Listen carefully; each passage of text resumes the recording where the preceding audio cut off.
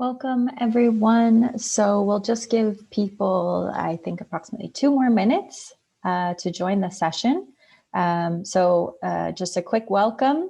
This is the YAY Enterprising Youth Sustainability Series.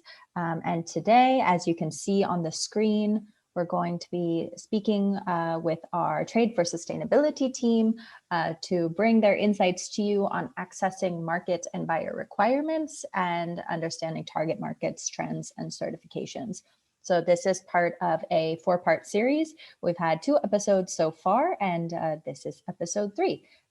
So just in a few more minutes, we'll get started. So just hang tight. Thanks, everyone.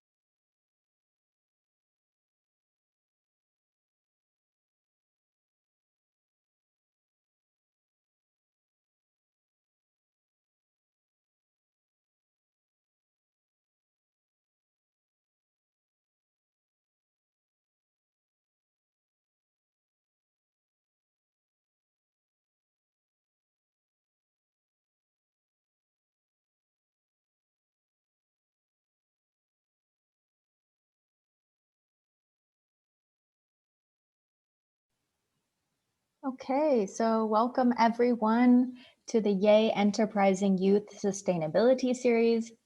We're just getting more people jumping on the episode now, but I think we can already get started. So we're super excited to have you all here. This was episode 3 of our sustainability series that we, the Youth and Trade program at ITC, are doing in collaboration with the Trade for Sustainability team. So just some quick logistics. My name is Claire Sterngold, and I oversee the YAY community.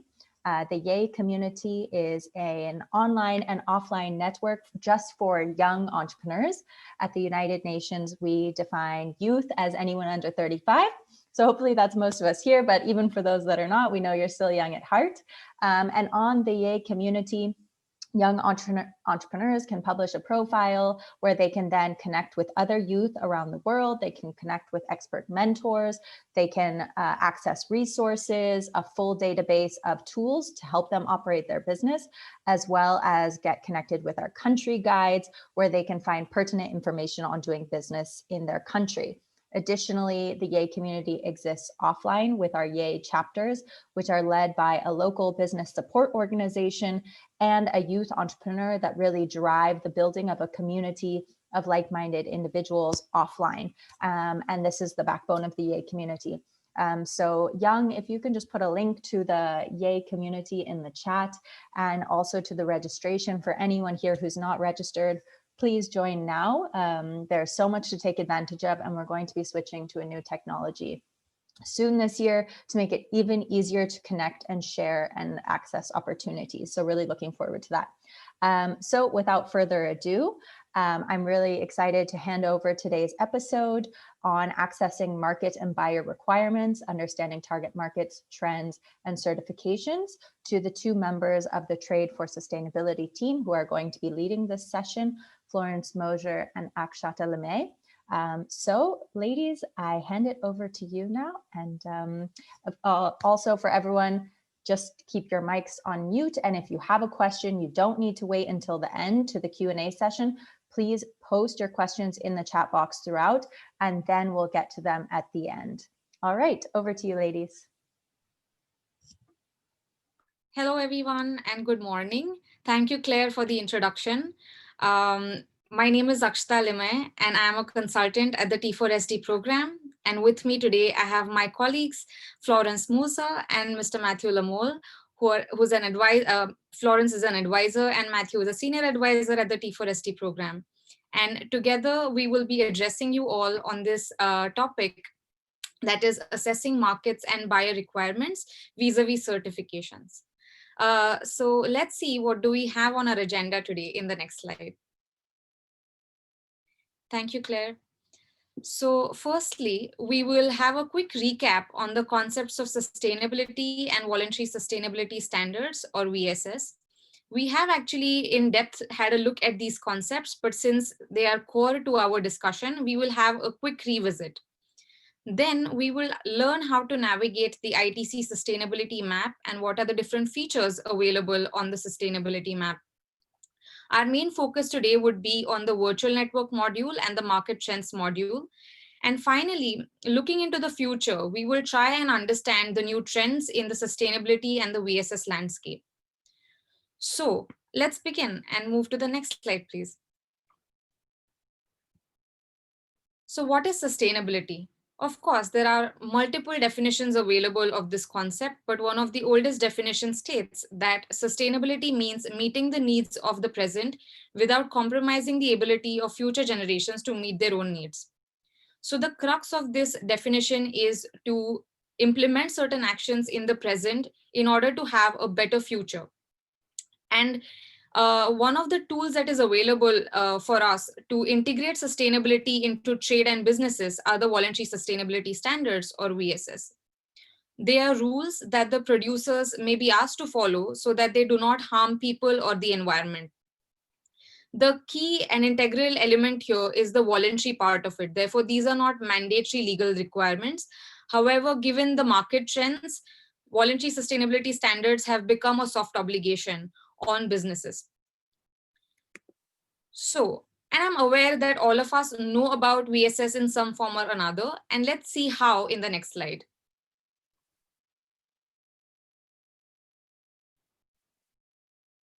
Thank you. So we have an interesting poll for you today. Let's assume in both of these options, the same kind of bananas cost €2 for 4 bananas. Which one of the two options would you choose? You can see the poll is appearing in front of your screen right now. So read the question carefully, have a look at the pictures that are available on the slide, and choose either option A or option B. Let's take a few seconds so all of our audience members have enough time to answer these polls. And let's see what you think about it, and whether there is awareness, there isn't. Let's see how it goes.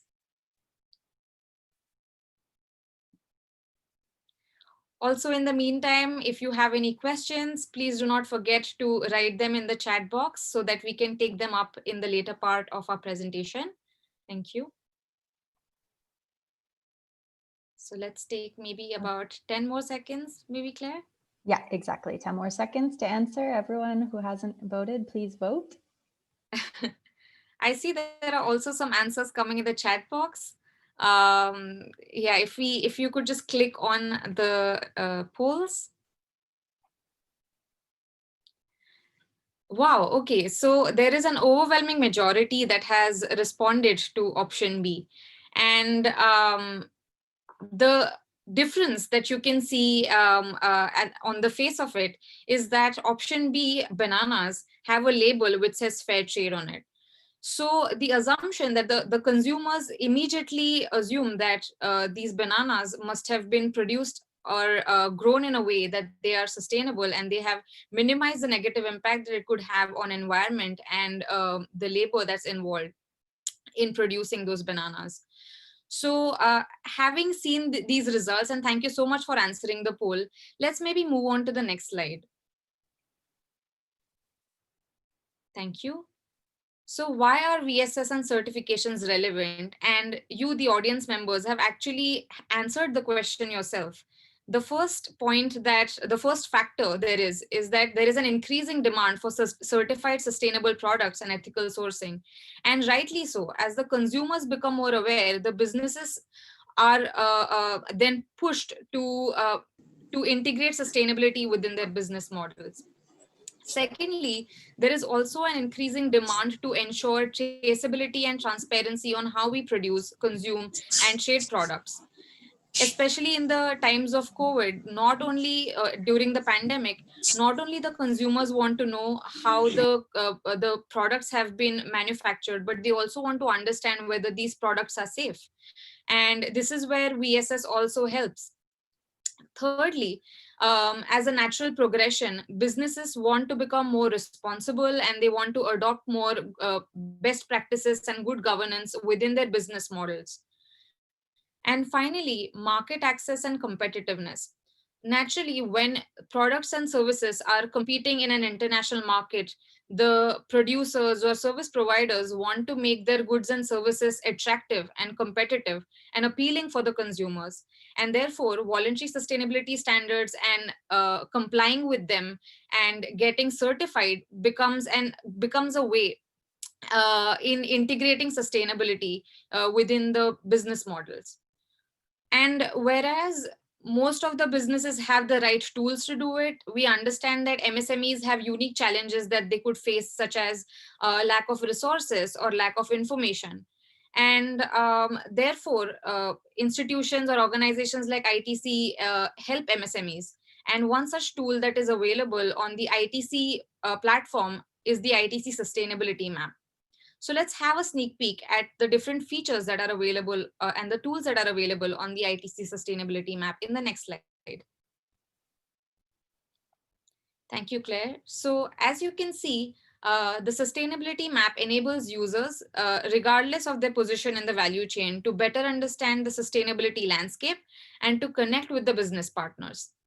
In our previous episode, we had taken a deeper dive into standards map in understanding how can you use the standards map tool to get the information on VSS and certifications to find the right fit for your requirements.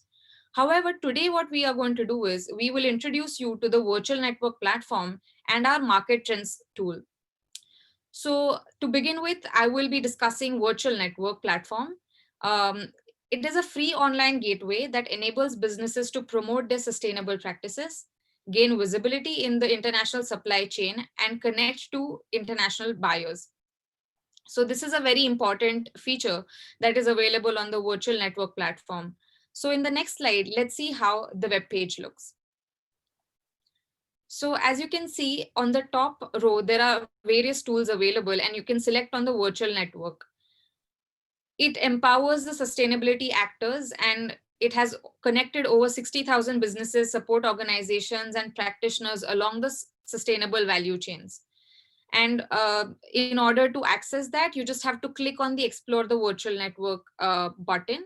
And then we can move on to the next slide, please. So before I explain this feature, it's important to understand that broadly speaking, there are two kind of utilities to this module. Firstly, you could be a buyer who is interested in connect with the right business partners who engage in sustainable business practices. Or you could be a company profile who's looking to get featured on the virtual network platform so as to showcase your sustainable practices or your business in a way. So to begin with, we will have a look at it from the buyer's perspective. If you are a buyer who's looking to find the right entity or an actor along the supply chain to get in touch with on the virtual network module, you can do that in two ways. Firstly, you can, or both actually, using both the features. You can either filter by the type of the entity or actor, or secondly, you have search options. So first, let's have a look at the filter. There are various options available. You may want to be you may want to get in touch with an entity that engages in trading or retailing or processing and manufacturing, or it could be an entity that engages in primary production, or it could be a supply organization or even an expert.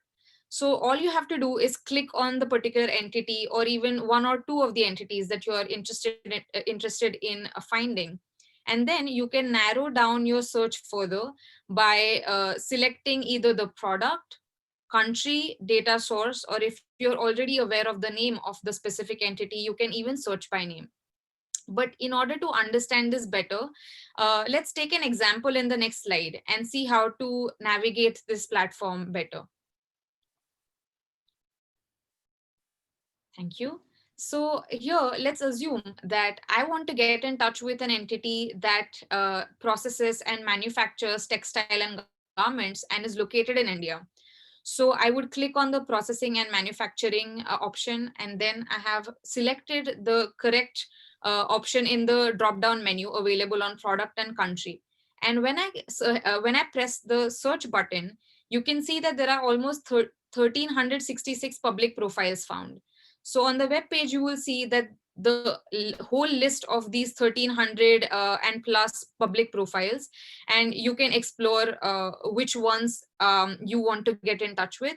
Or on the right hand side, you can see there is a zoomed in map of India, since we have narrowed the scope and that is limited to India. And there are various clusters you can see which are region specific. So if you want to zoom in further, if you want to narrow down further, you can even click on those clusters and maybe say focus on the northern part of India or the western part of India or even the southern part of India. And this way you can find the right business partners or the right entities that you want to get in touch with or connect with. But in order to do that, firstly, the buyer needs to know what kind of information is available for them. What is it in for them to even go through or glance through this company profiles? So let's move on to the next slide. Thank you. In this slide, we can see what is the nature of information available on each company profile. We have taken an example of Zodiac clothing company, which came up as a search result in textile and garments in India. And you can see that you have company information available, details of their business, and also there is a way to get in touch with them, as there is contact information available. There could be an email ID where you could write to them and get in touch with the business owner or the management, and to further collaborate on this particular networking. And in the below part of the slide, you can see that there are also certification details. So if you want to know beforehand whether this particular business is actually engaging in sustainable practices, whether they have any certifications, there could also be the details of their certification that they have acquired, the certifier, the validity of the certification, etc. So the more you explore, the better you will understand how you can use the features available on virtual network platform to the best of your interests. And having looked at it from the buyer's perspective, I think all of you must also be curious about how can you make the most use of it as a company who wants to get featured on the virtual network platform. And in order to help us understand that better, my colleague Florence will be taking over. So I would like to call upon you, Florence. Over to you. Thank you so much, Akshata, and good morning, everyone. It's great to be here. Really lovely. So let's get started. Claire, if we could go to the next slide, please. Thank you. So let's say that you're an MSME who wants to get featured on the virtual network. What are the steps to get there? Let's go through it. Claire, if we could go to the next slide, please. Thank you. So let's look at a very concrete example. Let's look at the case of Sam, the owner of a bean-to-bar chocolate family business. To showcase his company on the network, he would first create a profile. So in order to do that, he would first click on register for free in the virtual network. Then step 2, enter his information, as you can see here on the left. Then he would check his email and then click on the registration link that was sent to him. Let's move on to the next slide, please. Thank you. So then he would then have access to his dashboard, where he would click on the Get Featured button here on the left to appear on the virtual network. So what he'd have to do is to fill in his company information and complete his profile before making it public, which will then allow his company to become visible on the virtual network. If we can go to the next slide, please. Thank you. So this here is a real life example of a company similar to Sam's. So this is a Colombian bean-to-bar family-run business in Bogota that's featured on the network. So here you will see the company overview and the contact information. Then if we can go to the next slide, please. Thank you. And what you'll also see once you start clicking on the tabs is that in this case, the company has featured photos of their products, which is highly attractive to buyers and partners. And as seen with the earlier example of Zodiac, the company could have also featured its certifications. Let's go to the next slide, please. Thank you. So with that being said, what are the advantages of showcasing your company on the virtual network? Well, there's 4 main advantages.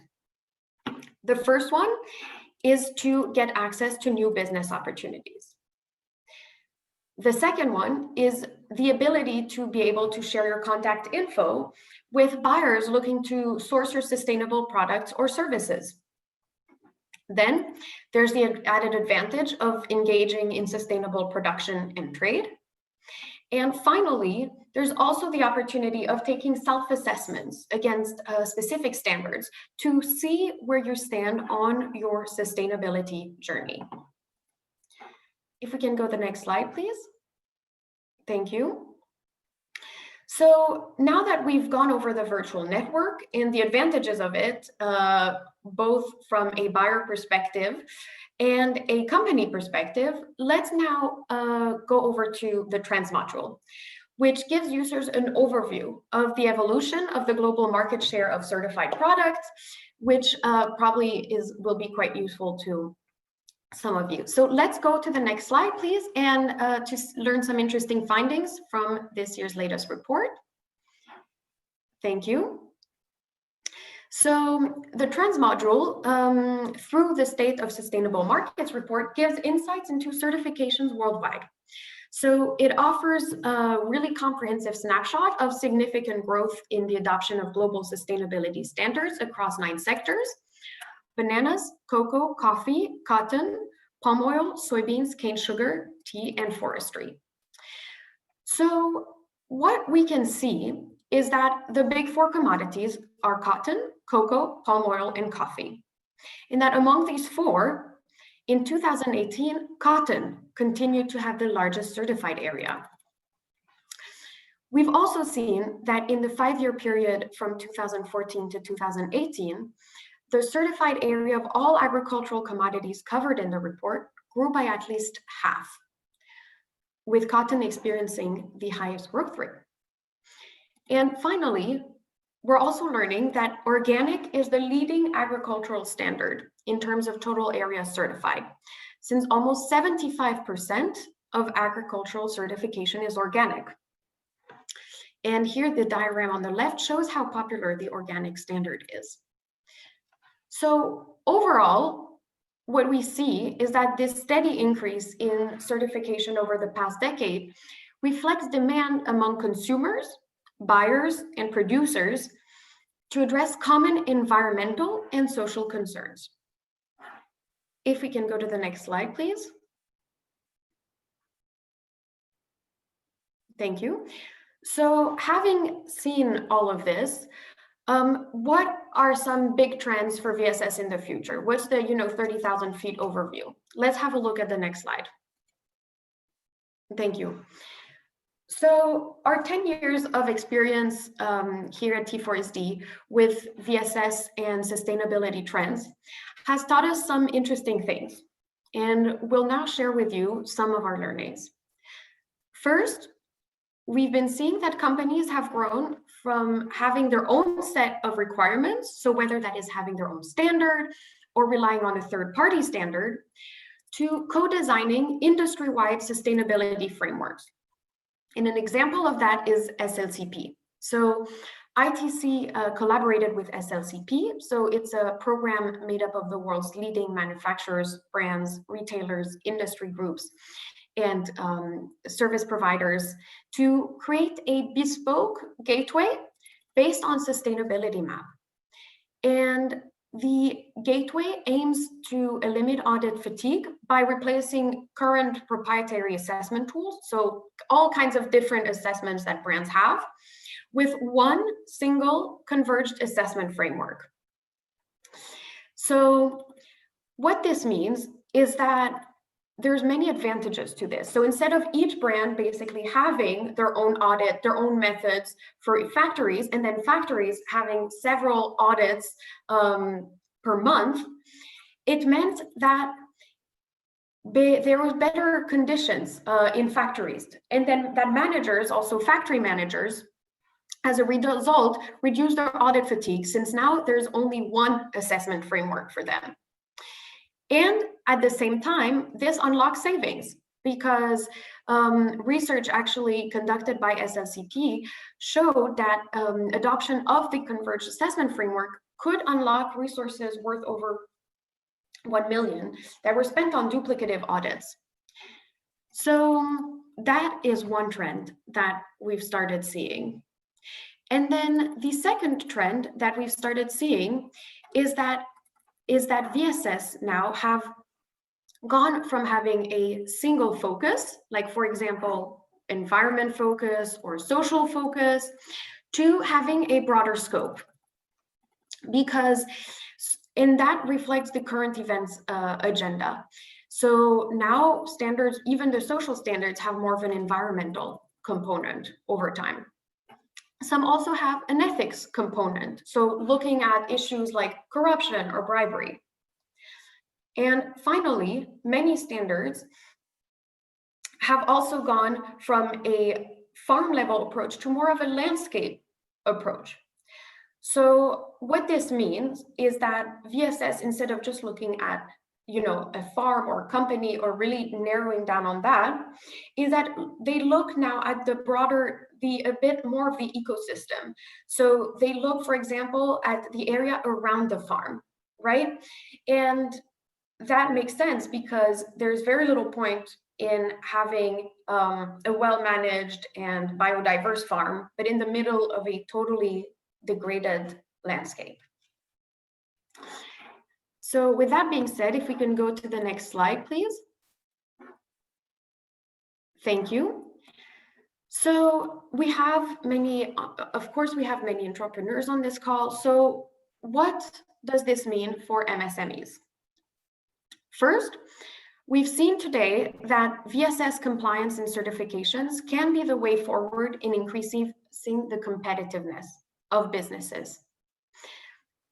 Second, we've seen that tools like ITC Sustainability Map, and especially the virtual network module, offer the user a platform to network with potential buyers and suppliers, showcase certifications, and take self-assessments against VSS to see where they stand on their sustainability journey.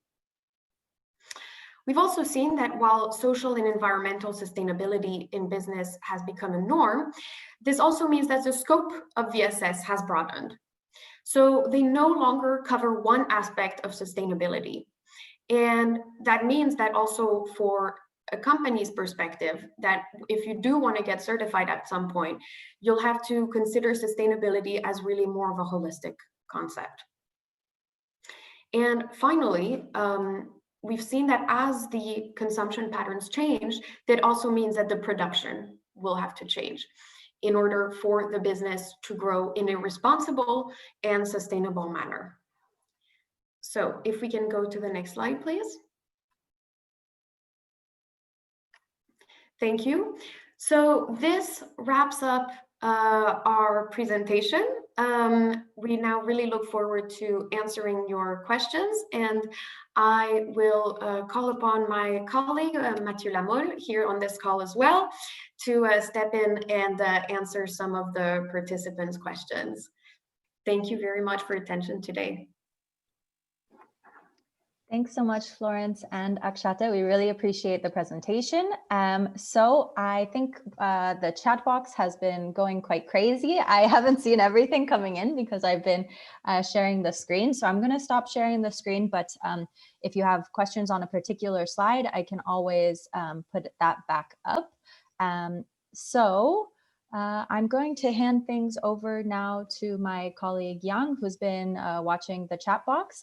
And Yang, if you have some questions from the audience, also from questions from the registration list that we can pose to Mathieu and the team, over to you.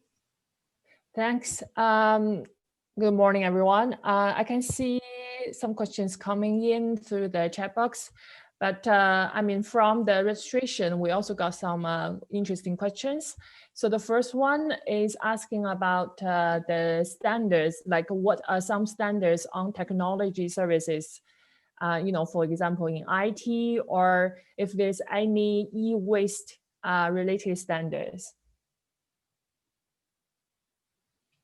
So thank you so much for the question. Actually, you know what, I'll just refer back to Florence for this one, because I know she's been working on some standards that relate to technology and also e-waste and recycling. Sure. Yes. So actually there are electronics standards. So, and actually one of them, for example, that we have on a sustainability map is called the Responsible Recycling Standard for Electronics Recyclers.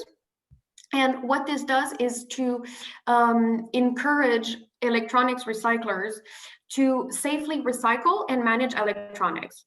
So by becoming certified by an accredited independent third-party auditor, electronics recyclers can show that they have good management practices, that they provide safe environmental practices, worker health and security practices as well, and that they are based on strong environmental standards that maximize reuse and recycling, minimize exposure to human health or the environment, and ensure safe management of materials by downstream handlers.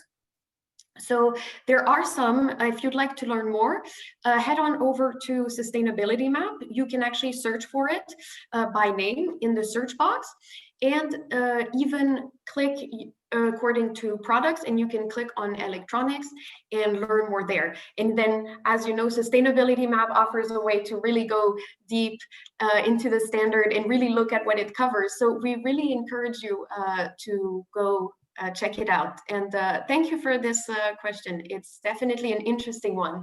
And since electronic standards are somewhat definitely newer than agricultural standards. So yeah, thanks very much. Thanks. And we just got another question from the chat box from Lawrence, saying in Africa, we have 60% of the population in rural areas. Certification is good, but how we can ensure that the last mile businesses in rural areas are not left behind?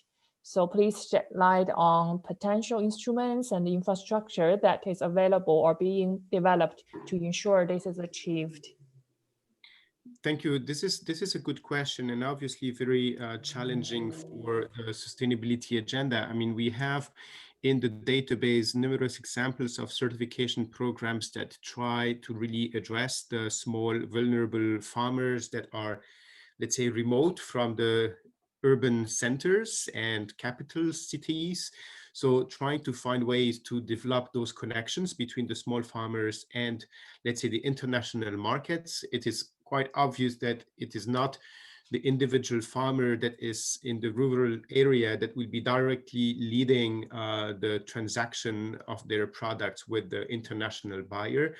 But the typical method that the standards are doing together is to regroup the farmers and to organize them into farm management groups and cooperatives, and scale up their individual efforts into a more a more enormous type bandwidth. So you have standards organizations that do this. Fair Trade, as an example, they regroup the farmers and they enable more logistics and warehouses where they can collect, harvest, and share their products into one big one single source document. So this is where that trend is going. Now, outside of certification programs, you already have a network of actors that try to connect those ones that are left behind, so to speak, in terms of hardly connected to international markets.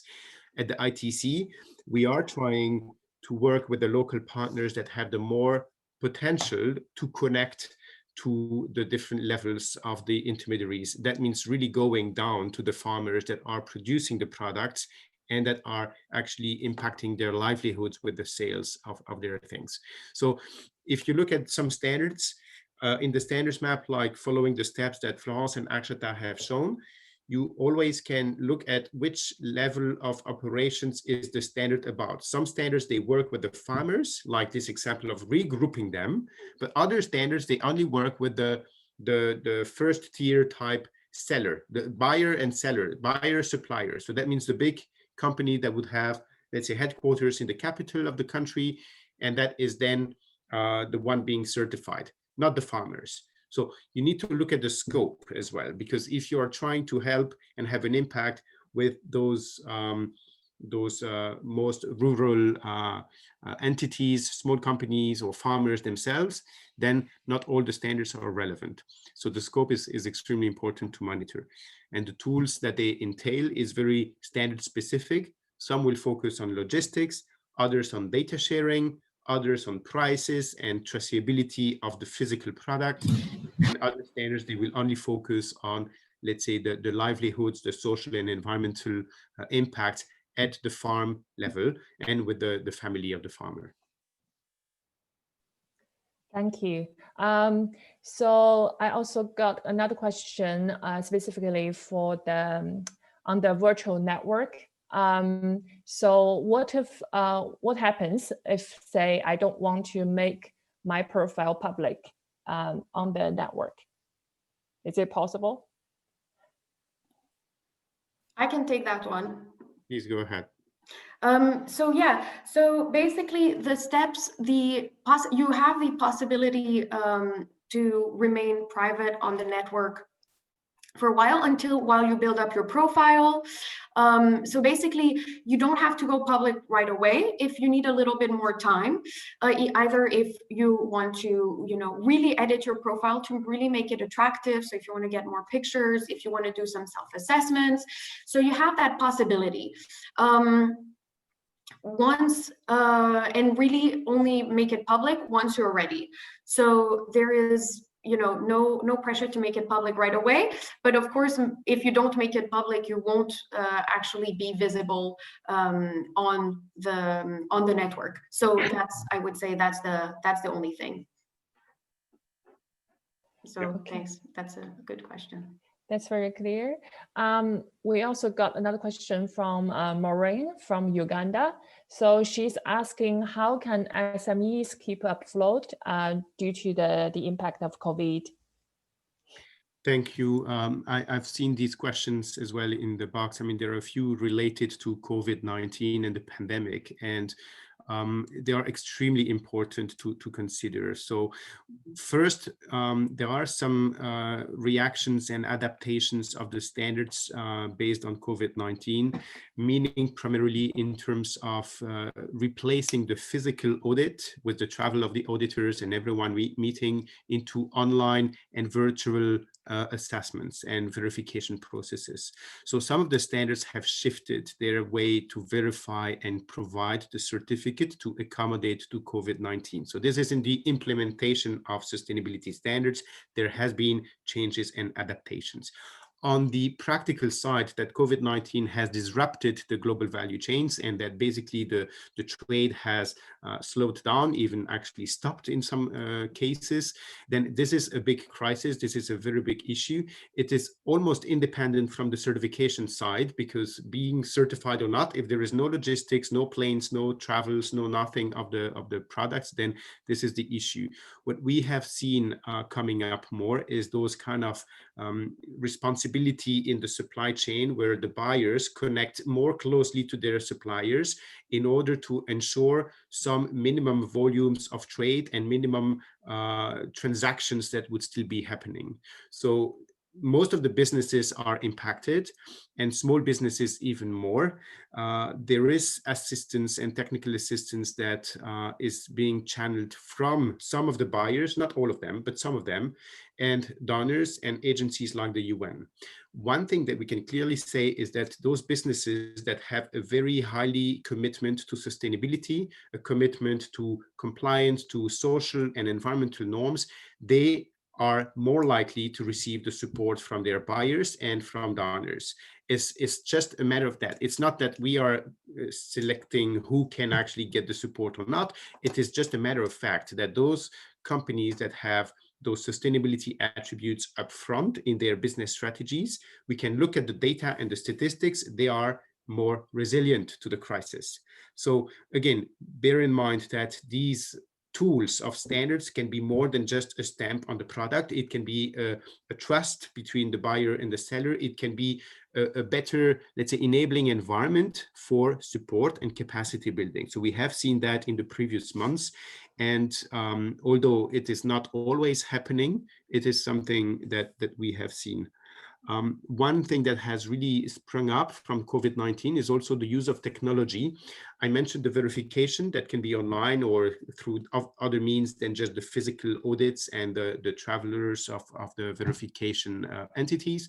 But there is also technology in data sharing between your companies and the potential buyers that need more information about you, and they will not just send their sales manager to the country to visit you. I mean, not in COVID-19 context, but they can have more information through online meetings and technology. And this is a shift as well in how the trade is being made.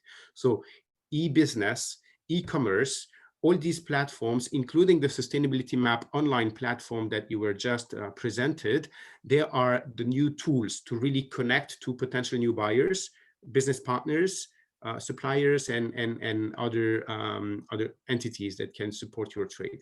So keep an eye on really the developments of technology, because this is where there has been the most impact and change and boost in usage in the last few months because of COVID-19. When it comes to the trade disruption and the lack of volumes, you can count on ITC to do whatever we can to help. It's just that we cannot buy on behalf of the buyers, of course, but we can try to convey the technical assistance that exists, provide you with the tools that could help and make a difference as much as possible. Thank you. And we got like a burning question in the chat box regarding, it's interesting regarding the politics. So we know that it's a new coming president in the United States. So our participant is asking, does the change of the government affect sustainability standards or trends, to your knowledge?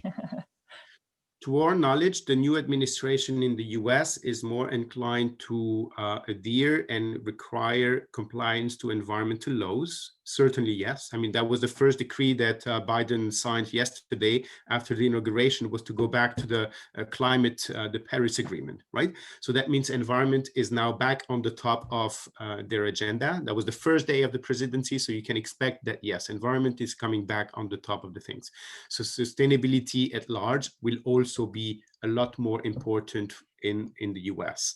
What the US does, it's even if the US is not your destination market, I mean, it will influence the rest of the world, which was already very heavily going into sustainability, even before without the support from President Trump.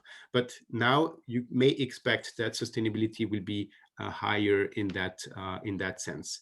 When it comes to the question about affecting trade and technology with China and India, I mean, again, we are sustainability standards experts. We cannot foresee or expect those levels of questions. I mean, we are interested in the question as well, but it's not like we have an answer. We expect that the relationships between US, China, India, and all these big players will evolve. We have kind of a certain level of optimism that the relationships will be smoother in terms of looking ahead to a better future. And better future means relationships between the countries that reduce tariffs or obstacles to trade and barriers and trade wars that we have seen in the past 4 years, but probably also more in terms of promoting social and environmental practices.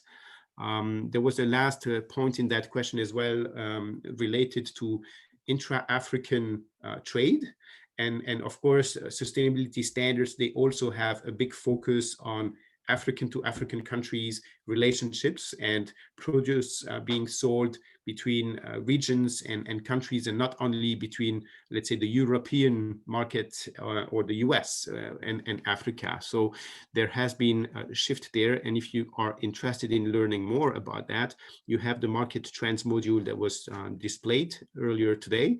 And there is also this other database of ITC, the trade map, trademap.org, that can also show you the volumes and quantities and value of trade between African countries. And it is certainly expanding and growing. So there are lots of new prospects there that you can review and analyze. Thanks. And we got another question from Lawrence. So she's asking,